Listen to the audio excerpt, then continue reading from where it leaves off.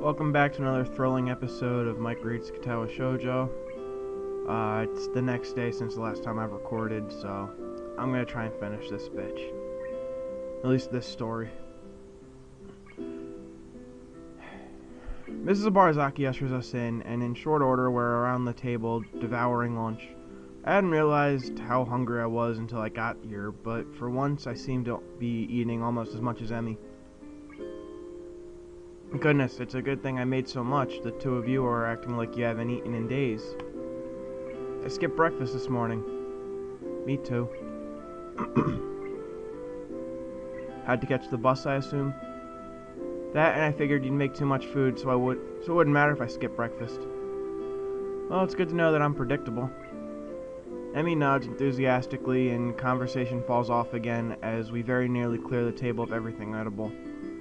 It is a testament to the sheer amount of food on offer that we didn't finish everything. I lean back in my chair with a sigh and thank Mrs. Abarzaki for the food. I'm glad you liked it, Hasal. Now, has Emmy told you where we're going? Yeah, sort of. Is it far from here? Not really, but we'll drive there to save time. It closes kind of early. I nod in assent and stand up ready to go. Well then, shall we? Mrs. Barzaki nods and leaves the room to grab her keys. Emmy, I notice, has started to fidget nervously. Second thoughts? Emmy smiles tightly at me and shrugs. She's fallen silent again, which probably means that I'm right, and she is starting to regret bringing me along. Not that I blame her. She's done such a good job of shutting me out that I doubt it's easy to suddenly open up. Honestly, I'm worried that she's forcing it. But she said while waiting for the bus that I'm not supposed to give her a chance to back out, and since I promised to go with her anyway, I suppose there's not much of a choice. I can't go back on my promise, and she can't go back on hers. I just hope the both of us are ready. I just hope the both of us are up to it. We're off. Emmy's mother blows through the dining room, collects the two of us, and heads out the door at a brisk pace. Now, I know where the daughter gets it from. Now I know. The car pulls up at the cemetery gates, and I feel Emmy tense up beside me. I reach over and give her hand a comforting squeeze, which causes her to relax a little. Emmy's mother doesn't follow us, explaining that she prefers to visit the grave alone. Emmy steps through the gates and looks back, as if to make sure I'm still there. We step into the cemetery. Is he a groundskeeper? Is he a grave digger? Does he live in this tree? Do we think he's dead? All this and more will be answered right now. I don't feel comfortable in cemeteries. Gravestones litter the ground, each one serving as a reminder that someone used to be alive and is no longer. How many died young? How many were as old as I am now? When do I wind up with a marker of my own? How much longer do I have left? The concept of not waking up, not seeing Emmy anymore, is not a happy one. It frightens me, and I very nearly turn around and exit then and there. I don't want to go among the dead people. I don't want to see their stones and think about who they were or what they could have been if they only had more time. Then I look at the girl next to me, and my resolve returns. Emmy's striding purposefully down the path, eyes clear, setting a pace that's very nearly a jog. The sooner we get there, I suspect she thinks, the better. We're here.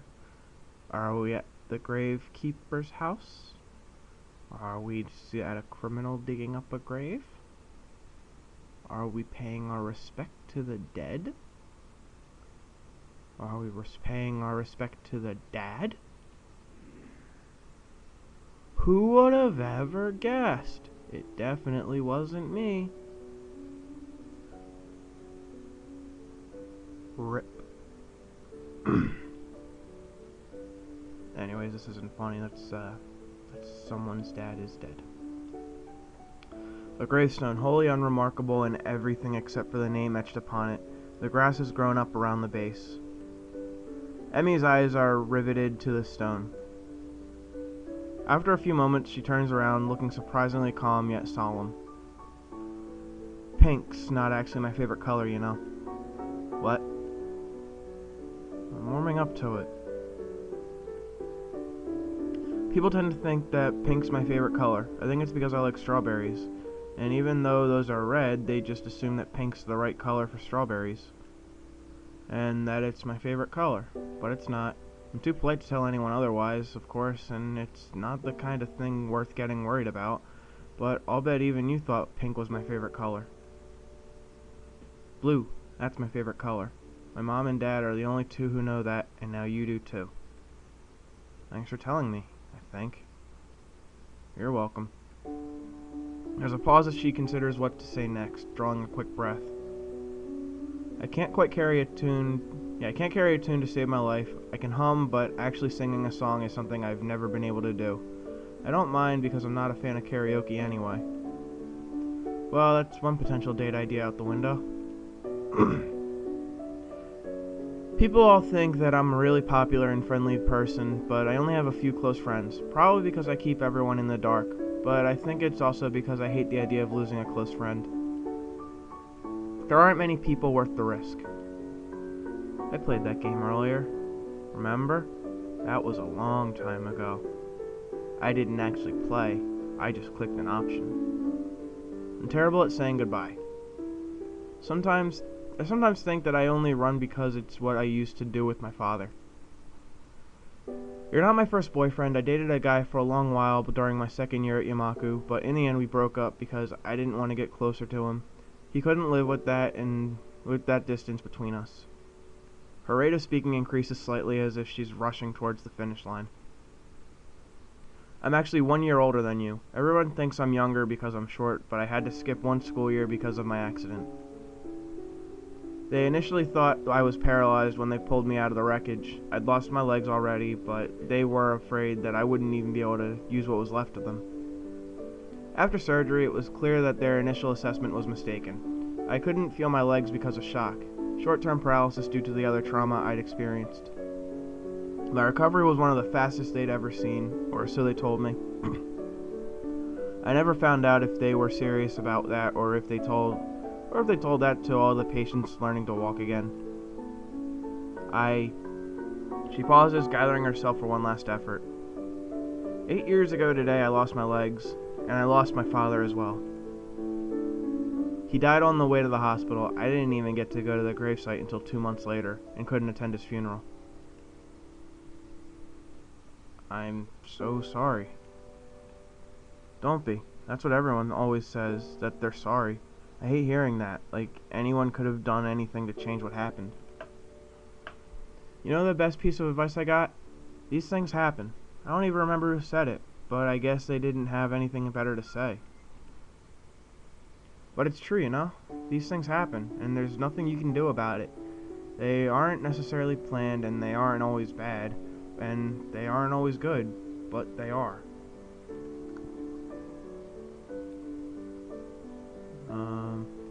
Sorry. So I made the decision that I would live without worrying about the future, and to be sure that I never had to say goodbye again. I decided I wouldn't let people get close to me anymore. After all, they could be taken away from me at any time, and you know what? She laughs a little bitterly. Her eyes start to well up with tears. I step forward to embrace her, but she holds up a hand to stop me. Not finished. Deep breath, and she continues. It worked pretty well until I met you and saw that you were trying to adjust to stuff here, so I thought I'd help, and then you were so nice and I couldn't help it. The tears are flowing now, and she accepts the embrace this time. The rest of her sentences are mumbled into my chest. Nice Argyle sweater vest. Where'd you get it? The geek store? No, I remember someone telling me that Argyle was supposed to be cool. I never believed it, but I'm the guy who wears a pickle on his shirt now, so... I tried not to fall for you, but I did, and then I tried to keep you at a distance, like with my first boyfriend, but I couldn't. But I've been so scared because I don't want to lose you, and I might anyway. Hey, I'm still around, right? Maybe I won't be forever, but don't you think it'll be fun while it lasts? Neither of us could survive the day. There could be a bus crash or something. But so long as I know that I've been with you, I don't think it matters. A sudden thought strikes me, and I can't help laughing. My condition had me scared of dying so badly that I immediately seized on the opportunity Emmy presented to improve my odds of living longer. But without Emmy, would there have been any motivation to keep up with my running? It hits me that Emmy is the reason I want to go. I want to go running every day, so I can spend as much time with her as possible. Emmy looks up at me confused. We'll go on living until we stop, and when we stop living, we'll be able to know that at least we've had time together. And I wouldn't have it any other way, because I love you, Emmy, and right now that's enough for me. Emmy smiles through her tears and steps back from me. You know, it's funny. What is? I thought that the best way to live in the moment was to do it alone. But now I don't think I'd have it any other way either. And I'm glad I met you, so... Well, these things happen. Emmy and I stay by the grave for a while as Emmy pays her respects to her father. When she's ready to go, we exit the graveyard side by side.